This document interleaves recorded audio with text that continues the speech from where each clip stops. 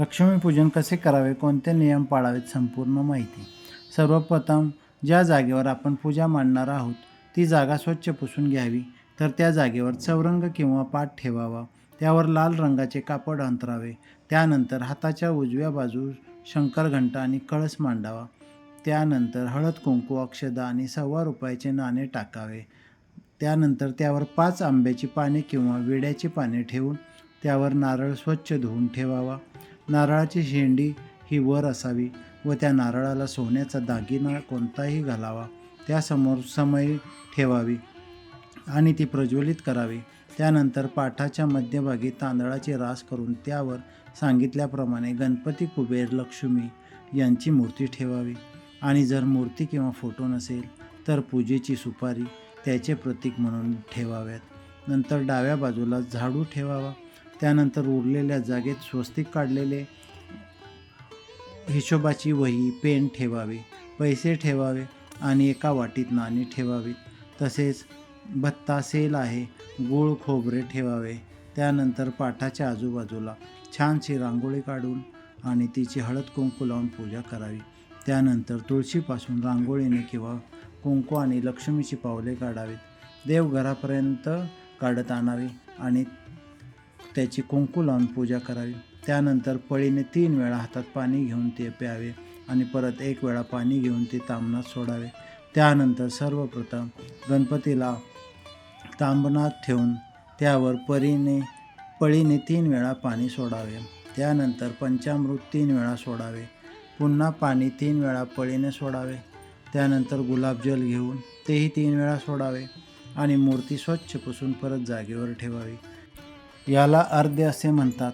असेच लक्ष्मीच्या आणि कुबेराच्या मूर्तीसोबत करावे. आणि मूर्ती नसेल किंवा मातीची असेल तर हीच क्रिया फुलाने पाणी पंचामृत शिंपडून करावे, ज्यामुळे मातीची मूर्ती खराब होणार नाही. त्यानंतर गणपती, मग कुबेर, मग लक्ष्मी असे एक एक करत सर्व देवांचे हळदी कुंकू, अक्षदा, फुले, गंध वाहून पूजा करावी. त्यानंतर अगरबत्ती ओवाळावी. त्यानंतर वही आणि झाडूची पूजा करावी. त्यानंतर पाटावर ठेवलेल्या बाकीच्या गोष्टींची सुद्धा पूजा करावी.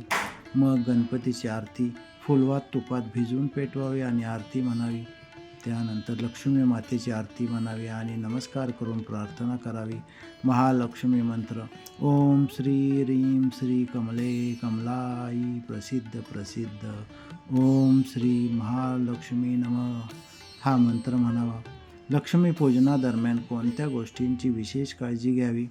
लक्ष्मीपूजनादरम्यान, लक्ष्मीपूजनावेळी कोणासोबतही नगद म्हणजे रोख पैशाचा व्यवहार करू नये. श्री सूतकम किंवा महालक्ष्मी अष्टकम पाठ करावे. या रात्री अखंड ज्योत प्रज्वलित करावी.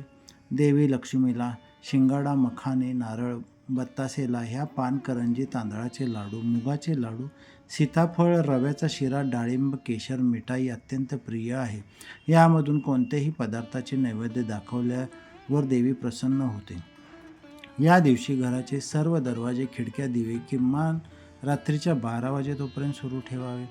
लक्ष्मी पूजा करताना कोणते नियम पाळावेत? दिवाळीतील लक्ष्मीपूजन करताना देवघरात कुंकू किंवा शेंदुराचा वापर करून स्वस्तिक काढावे. स्वस्तिक चिन्ह हे गणपती बाप्पाचे प्रतीक मानले जाते. त्यामुळे घरात सकारात्मकता, ऊर्जेचा संचार होतो आणि सुख समृद्धीत वृद्धी होते, अशी मान्यता आहे. लक्ष्मीपूजनाच्या वेळी दारं, खिडक्या उघड्या ठेवाव्यात, म्हणजे लक्ष्मीचे स्वागत तुम्ही करत आहात असा त्याचा अर्थ होतो. देवीला सात्विक आणि तुम्ही हाताने बनवलेले म्हणजेच घरी बनवलेला अगदी कोणताही नैवेद्य दाखवला तरी चालतो. लक्ष्मीपूजनावेळी लक्ष्मी देवीच्या 2 मूर्त्या ठेवू नयेत. तसेच लक्ष्मीपूजनावेळी फक्त लक्ष्मी देवीची मूर्ती स्थापन करू नये. पूजन करताना लक्ष्मी देवी, गणपती आणि सरस्वती यांची मूर्ती उत्तर दिशेला स्थापित करावी. दिवाळी लक्ष्मीपूजनाची तयारी करताना घराचा मुख्य प्रवेशद्वाराजवळ आंब्याची आणि झेंडूची फुलांचे हार घालावे. लक्ष्मीपूजनाच्या वेळी देवपूजेचे साहित्य स्वच्छ करून घ्यावे. लक्ष्मी देवीची मूर्ती हसतमुख स्वरूपाची असावी. पूजाविधी सुरू असताना गाणी किंवा नाच करू नये, यामुळे पूजा नीट होत नाही. खूप जण फार काहीच आणि कसे तरी पूजा करतात, असे मुळीच करू नये. लक्ष्मी देवी सोबत नेहमी गणपती किंवा सरस्वती देवीची पूजा करावी. लक्ष्मीसमोर अखंड ज्योतिवत राहील याची योग्य ती काळजी घ्यावी.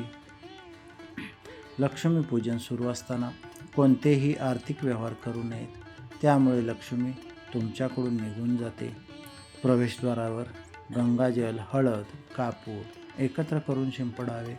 असे केल्याने घरात सकारात्मक ऊर्जा येते.